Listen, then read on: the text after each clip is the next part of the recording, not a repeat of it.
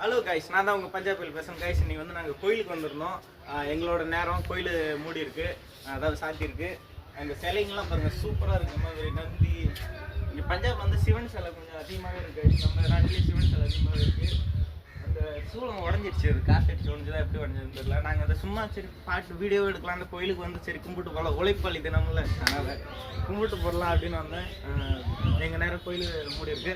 Bus கோயிலோட அவங்க சாமியெல்லாம் எங்கே போயிட்டாங்கன்னு தெரியல. அப்புறம் வெளியிலே கும்பிட்டாச்சு. கோயிலை கொஞ்சம் பாருங்க, பாருங்க டிராயிங்லாம் வேறு லெவலில் இருக்கும். சின்ன கோயில் தான் இது, ஏன்னா ஊரு காட்டுக்குள்ளே இருக்க மாதிரி இருக்குது. மண்டிக்கு பக்கத்தால் சிலை பாருங்கள் வேறு லெவலில் இருக்குது.